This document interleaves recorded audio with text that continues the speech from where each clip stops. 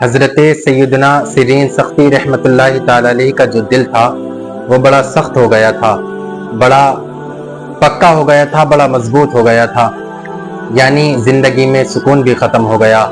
کہتے ہیں میں بڑا پریشان رہنے لگا تھا۔ ایک مرتبہ حضرت معروف کرخی رحمہ اللہ کی بارگاہ میں پہنچا اور میں نے کہا کہ حضور نظر کرم فرمائیے، کرم کی نظر فرمائیے، دل جو ہے بڑا سخت ہو گیا ہے اور اب اس کو رونا بھی نہیں آتا۔ حضرت مہینے گزر گئے، اللہ تعالیٰ کا خوف بھی اب اس دل کو نہیں رلاتا۔ حضرت سالوں گزر گئے، اب تو اللہ کے رسول صلی اللہ علیہ وسلم کی نعت پاک سن کر کے بھی اس کو رونا نہیں آتا۔ حضرت مہینے گزر گئے لیکن اب مدینہ شریف کی یاد بھی اس کو نہیں رلاتی۔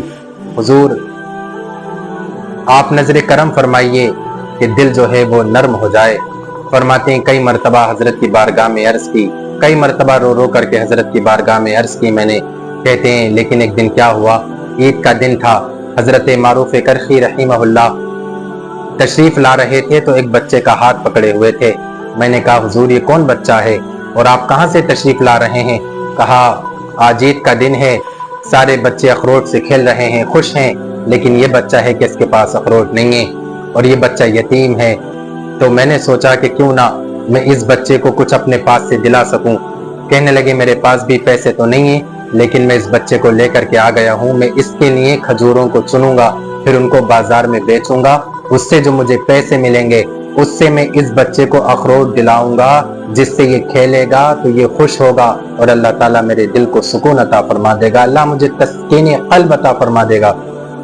تو حضرت سیرین سختی رحمہ اللہ کہتے ہیں حضور یہ شرف آپ ہمیں بخش دیجئے۔ آپ دیکھیں وہ کیسے پیر تھے، وہ کیسے اللہ والے تھے، سبحان اللہ، جو مدرسوں کے بچوں کے لیے مزدوریاں کیا کرتے تھے، جو یتیموں کے لیے مزدوری کر رہے ہیں، لیکن ایک آج کل کے پیر ہیں، آج کل کے ولی ہیں جو اے سی کے کمرے میں بیٹھ کر کے عرش اولا کی باتیں سنایا کرتے ہیں۔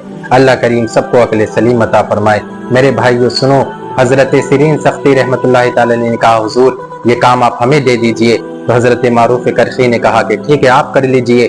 حضرت سیرین سختی رحمت اللہ تعالی علیہ اس بچے کا ہاتھ پکڑ کر اپنے گھر لے کر کے آئے، گھر لا کر کے گھر سے پیسے لیے، پھر بازار لے کر کے گئے۔ سب سے پہلے اچھی ٹوپی دلائی اس بچے کو، اچھے کپڑے دلائے، اس کے بعد میں 2 کھجوریں بھی کھلائیں ساتھ میں، اس کے بعد میں اخروٹ لیے۔ اور کہتے ہیں جب میں نے اس بچے کو اتنا سامان دلایا تو وہ خوشی سے بھاگنے لگا، یعنی اپنے جو بچے کھیل رہے تھے اس کے دوست تھے ان کی طرف وہ جانے لگا۔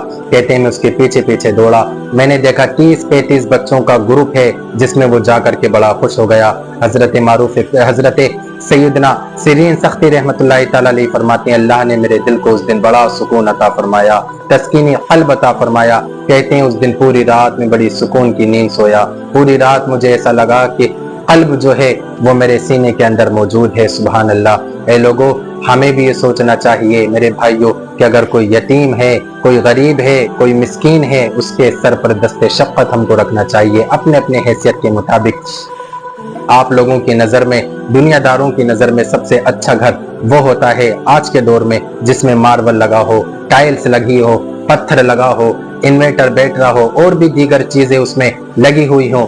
آج کے دور میں دنیا والوں کو وہ گھر اچھا لگتا ہے، لیکن آپ آمینہ کے لال سے پوچھو یا رسول اللہ سب سے اچھا گھر کون سا ہوتا ہے؟ تو مصطفیٰ جان رحمت صلی اللہ تعالی علیہ وسلم فرماتے ہیں سب سے اچھا گھر وہ ہے جس گھر کے اندر کسی یتیم کی پرورش ہو رہی ہو۔